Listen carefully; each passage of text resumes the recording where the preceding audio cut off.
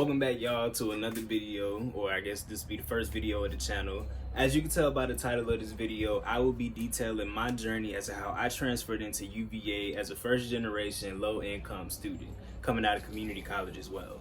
For the sake of maintaining confidentiality and ensuring that the audience doesn't get too caught up in the numbers, I will not be sharing any type of scores that I received on any standardized tests or AP tests.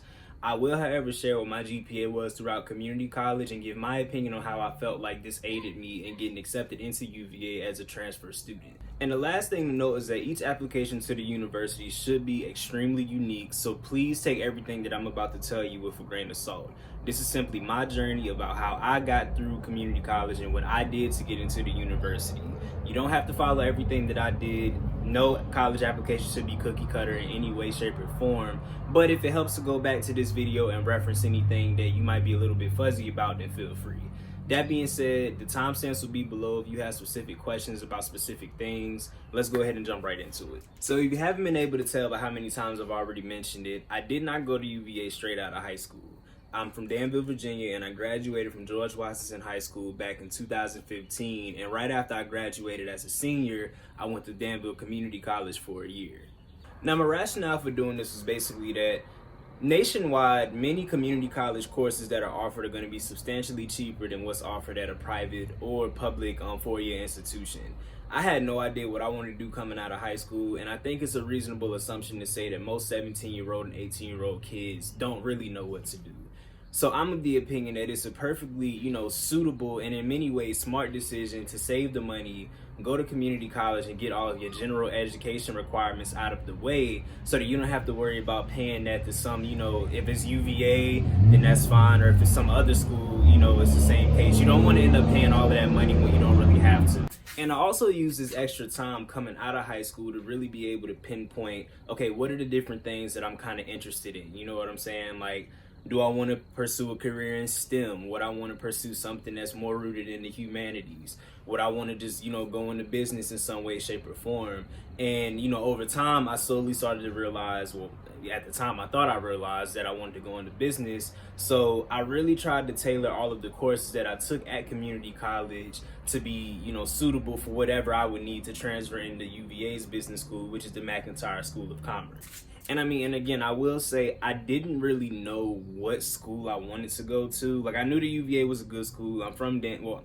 I'm from the state of Virginia. So, I would assume that it's like this with like most states, like, you want to go to like whatever the most prestigious school in your state is. Not to sound elitist or anything like that, of course, but it was definitely, that was kind of the frame of mind that I was approaching it from when I was in community college. Like, I kind of wanted to get the biggest bang for my buck at the time. And kind of going off of that, I think this is a really good time to just really focus on the fact that if you want to get into whatever prestigious school, whatever school is the most prestigious one for your state, if you're planning on transferring in from another institution or from a community college, then one of the most important aspects of it is going to be whatever your academic performance was during that time. Now, again, kind of echoing the sentiment that I said at the intro, I'm not of the opinion that grades are everything. I don't think the GPA is a very accurate measure of your individual's intellect, especially when you take into certain circumstances, right? But the reality is, when you're going through that transfer process and when you're trying to get your application read and really maximize your chances of getting in,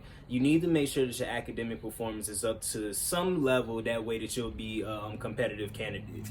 And competitive doesn't always have to be a 4.0. Like, as you all can see by my DCC transcript, I had a good amount of A's, a little bit of B's. I didn't get any C's at the time, but I believe that by the time I applied from DCC to UVA, my community college GPA was at around like a 3.6 or a 3.7. Pro tip, if you really want to maximize your chances of getting into a college of your choice purely based off of the numbers, it wouldn't be a bad idea to see what the average GPA is of a transfer student into that institution. At the time that I applied, the average GPA of a transfer student trying to get to UVA was a 3.5 out of 4.0.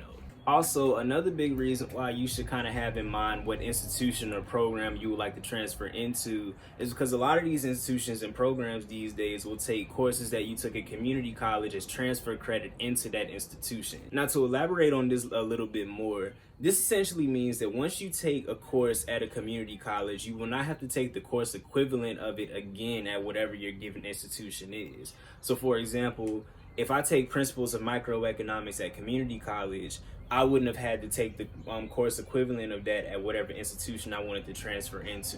I think at community college, principles of microeconomics like Econ 201, and at UVA, principles of microeconomics is like Econ 2010. Now, this could be a very strategic and advantageous move for you if you're trying to spare your GPA, whatever institution you're trying to get into. The reality of it is, at a lot of community college, the course load is a bit easier depending on what institution you're trying to get into. I know that was definitely the case for me going into UVA, because it's like, I could take economics and calculus and stat through community college and, breeze through it, get an A or a high B or something like that, right? Do it at UVA, you study your butt off, you'll be lucky to pull a B minus. And again, take what I'm saying with a grain of salt. I know it's not like that for everybody. There are a lot of people who transfer in or just go to the institution in general that are just extremely gifted when it comes to quantitative stuff like economics or calculus. I wasn't one of those people. So I knew what my lane was, and I just stayed in it and tried to play it as safe as I could. Now, generally speaking, the reason that I think that this could be a smart move for anybody is because you want to make sure that your GPA when you enter these institutions can be as high as it can be throughout your time there, right? In future videos, I'll go into more detail about how I got through UVA. But for anyone who's thinking about transferring into UVA or an institution like it, and let's say they want to go to grad school or they want to go to law school or get their MBA in the future, guess what? To get into those programs, you have to have a pretty competitive GPA. So why not go ahead and take those tough courses at a community college, get the transfer credit. That way, when you do get into a harder institution like UVA, or maybe you're really smart and you go off to an Ivy League school, you don't really have to worry about, going through all of that struggle again. I literally cannot stress enough, I think that a lot of, really first years and people that transfer into, I'll stick to UVA in this case. When we come in, we really bite off so much more than we can chew because we're so used to, let's say, we do super well in high school. People are coming in with 4.0s, 4.5s. I didn't even know you can get higher than a 4.0 before I got to UVA. Or let's say, in my case, you go to community college and you're breezing through all of these, the subject matter is still tough, but it's not very comparable to what you'll get at a higher institution. And you think that your performance is going to stay relatively the same when you get into that institution and you get humbled real quick. So, all of that being said, I'm definitely an advocate. Make it easier for yourself. College is not easy for anybody. Like I said, I plan on going into more detail about this in my next video, but get all of the hard stuff out of the way. That way you kind of have a more streamlined experience for whatever institution you get into. That's why I'm saying that while you're at community college, think about what programs you want to do. Think about what majors you might want to pursue. Get a little bit childish with it, right? Think, okay, what do I want to be when I grow up? What's something that really drives me and, keeps me motivated at night? And then that could kind of give you a little bit more answers about, okay, this is the major that I want to pursue. This is the career I want to pursue, etc., etc. Now, literally all applications nowadays, whether it's for a job or getting into college, not only do they kind of want to know how you did in school, but they want to know what you did with your free time. I will be real, I got a lot more involved once I got to UVA. I think in community college, I was involved in Phi Theta Kappa, which is the honor society for, 2-year institutions. And I was a sales associate at American Eagle. That's it. That was it. You know what I mean? I didn't stretch myself too thin. I kept it at 2 really basic things that I knew I'd be pretty good at, knew I could give a lot of time to. And, I was just pretty descriptive about that on the application. Now, keep in mind, when I did apply to UVA as a transfer student, my GPA was around a 3.6 or a 3.7.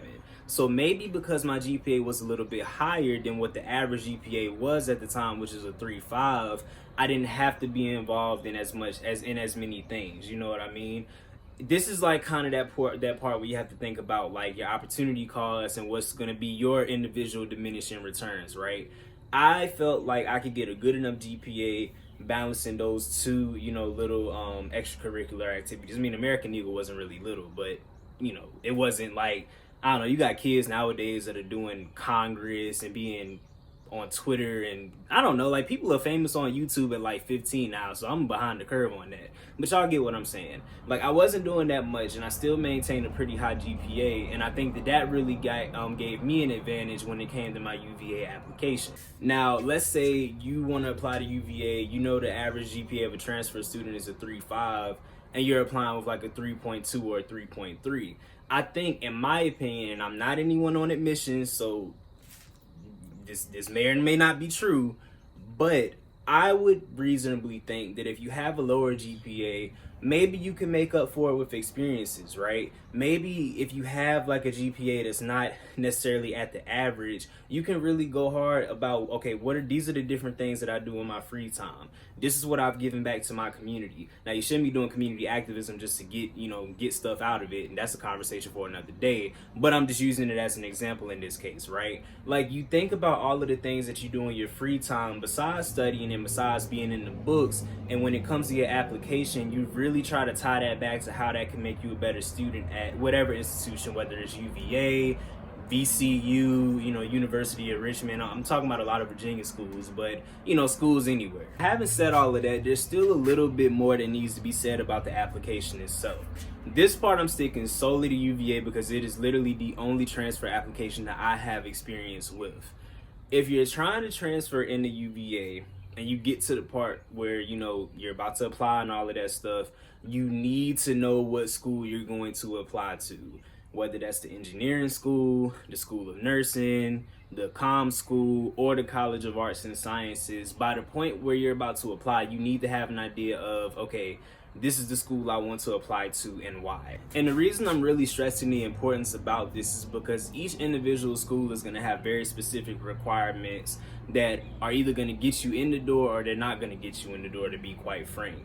Like, if you want to transfer into the comm school coming from another institution, that means that you will have had to complete accounting, calculus, statistics, economics, on top of like a few other liberal arts requirements. For the College of Arts and Sciences, it's nowhere near that. Like, I think for the college, I just had to do like a science, a math, English maybe, and I think a foreign language. I didn't finish my foreign language, so I had to take it at UVA.